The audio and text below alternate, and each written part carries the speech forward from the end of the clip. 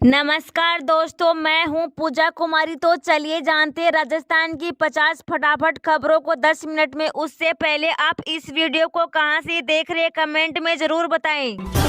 राजस्थान में शताक होने की अशोक गहलोत ने बताई वजह, कहा बीजेपी से सबसे बड़ा झूठ बोलते हुए चुनाव प्रचार किया। राजस्थान के विधानसभा चुनाव में कांग्रेस को बीजेपी के हाथों करारी शिकस्त झेलनी पड़ी थी। वहीं भाजपा ने 5 साल के बाद फिर राज्य में अपना परचम लहराया है। इसी बीच राजस्थान के पूर्व मुख्यमंत्री अशोक गहलोत ने 2023 में मिली हार की वजह बताई है। उन्होंने एयरपोर्ट पर पत्रकारों से बातचीत करते हुए कहा कि बीजेपी से सबसे बड़ा झूठ बोलते हुए चुनाव प्रचार कर दिया है। राजस्थान के पूर्व मुख्यमंत्री अशोक गहलोत ने एयरपोर्ट पर पत्रकारों से बात करते हुए कहा कि 2023 चुनाव प्रचार के वक्त अमित शाह, पीएम मोदी और भाजपा के 5 मुख्यमंत्री ध्रुवीकरण कर दिया। सरकारी कर्मचारियों को इस महीने मिलेगी अच्छी खबर, सैलरी में होगी जबरदस्त बढ़ोतरी। नए साल की शुरुआत हो चुकी है और उसके साथ ही केंद्र सरकार इस नए साल में अपने कर्मचारियों को बड़ा गिफ्ट दे सकती है, और वो ऐसा भी जो उनको खुशी कर दे। जी हाँ, खबरें कि केंद्र सरकार कर्मचारियों के लिए डीए बढ़ोतरी की घोषणा कर सकती है। ऐसा इसलिए कि इस साल चुनाव है और कर्मचारियों को खुश करने के लिए ये कदम उठाया जा सकता है। खबरों की माने तो मार्च 2024 में डीए में बढ़ोतरी होने की उम्मीद है और इस पर 4% बढ़ोतरी होने की उम्मीद है। अगर मार्च में बढ़ोतरी की घोषणा की जाती है तो इससे केंद्र सरकार के कर्मचारियों के वेतन में बड़े पैमाने पर बढ़ोतरी की बड़े पैमाने पर बढ़ोतरी होगी। डीए बढ़ोतरी 1 जनवरी से प्रभावी होगी और इसकी घोषणा मार्च 2024 में किए जाने की पूरी संभावना है। 4% डीए बढ़ोतरी आने वाले महीनों में केंद्र सरकार के कर्मचारियों का महंगाई भत्ता 50% हो जाएगा। जयपुर में पीएम मोदी को काले झंडे दिखाने की धमकी, डीजीआईजी कॉन्फ्रेंस में मौजूद है प्रधानमंत्री। खालिस्तान, साइबर सिक्योरिटी जैसे 4 विषयों पर चर्चा। जयपुर में चल रही 98वीं डीजीआईजी कॉन्फ्रेंस में आज नरेंद्र मोदी हिस्सा ले रहे हैं। कॉन्फ्रेंस में खालिस्तान, आतंकवाद, साइबर सुरक्षा कानून में बदलाव की जरूरत और ट्रैफिकिंग पर चर्चा की जा रही है। मोदी यहाँ हर राज्य के डीजीपी से मुलाकात कर रहे हैं। उसके बाद वे कॉन्फ्रेंस को संबोधित करेंगे। कॉन्फ्रेंस में देश के कई बड़े साइबर एक्सपर्ट और साइबर टीमें भी भाग ले रही है। इस दौरान साइबर सुरक्षा पर चर्चा की जाएगी। इस धमकी के बाद से पुलिस हरकत में आई और एनएसयूआई की प्रदेशाध्यक्ष अभिषेक चौधरी को नजरबंद कर दिया है। Solar mission Aditya L1 space craft Lagrange point पर पहुंचा। 126 दिन में 15 लाख किलोमीटर की दूरी तय की। यह सूर्य की स्थिति करेगा। चांद के दक्षिणी ध्रुव पर चंद्रयान 3 को सफलतापूर्वक उतारने के बाद भारतीय अंतरिक्ष अनुसंधान संगठन ने एक और इतिहास रच दिया। राष्ट्रीय अंतरिक्ष एजेंसी ने शनिवार को आदित्य L1 मिशन को उसके गंतव्य स्थल यानी लैग्रेंज बिंदु तक पहुंचा दिया है। इस मिशन का उद्देश्य सूर्य का अध्ययन करना है। आदित्य L1 को लैग्रेंज बिंदु 1 तक पहुंचने में करीब 4 महीने का समय लगा। इस दौरान इसने 15 लाख किलोमीटर का सफर तय किया। चंद्रयान 3 की तरह यह भी अलग अलग कक्षा से गुजरकर अपने गंतव्य तक पहुंचा, यानी आदित्य L1 को भी सीधे नहीं भेजा गया था।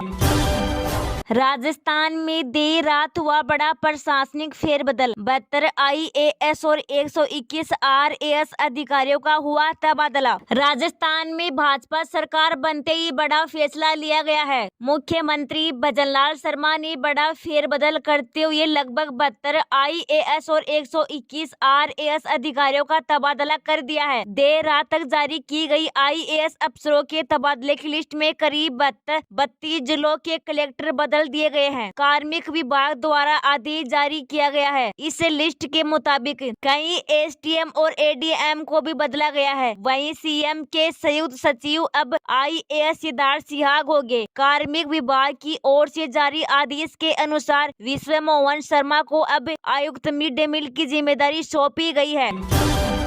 2000 के नोट पर बड़ी खबर, आरबीआई ने दी राहत, दूर होगी लोगों की परेशानी, जानिए क्या होगी लिमिट। भारतीय रिजर्व बैंक ने कहा कि चलन से वापस लिए जा चुके 2000 रुपए की नोट डाकघरों की मदद से भी बदले जा सकते हैं। रिजर्व बैंक ने अपनी वेबसाइट पर अक्सर पूछे जाने वाले सवालों के एक समूह में कहा कि लोग अपने खाते में राशि प्राप्त करने के लिए किसी भी डाकघर से उसके 19 कार्यालयों में से किसी को भी 2000 रुपए की नोट भेज सकते हैं। इसके लिए लोगों को ऑनलाइन उपलब्ध एक आवेदन पत्र भरना होगा और नोटों को भारतीय डाक की किसी भी सुविधा से आरबीआई के कार्यालय को भेजना होगा। शिक्षा मंत्री बने मदन दिलावर को तबादलों को लेकर दिया बड़ा बयान, कहा जरूरी होंगे उनके ही तबादले किए जाएंगे। राजस्थान की भजनलाल सरकार अब एक्शन मोड में दिखाई दे रही है। मंत्रियों ने अपने कार्यभार संभाल लिए और अपने अपने मंत्रालयों और विभागों में बैठक का दौर शुरू कर दिया है। शिक्षा मंत्री बने मदन दिलावर आज सचिवालय पहुंचे, जहां उन्होंने शिक्षा और संस्कृति विभाग के अधिकारियों के साथ परिचयात्मक बैठक की। इस बैठक के दौरान शिक्षा विभाग की 100 दिन की कार्य योजना पर भी चर्चा हुई। साथ ही मदन दिलावर ने साफ कह दिया कि कांग्रेस कार्यालय के दौरान किताबों में जो कुछ गलत पढ़ाया गया अब उसे सुधारा जाएगा।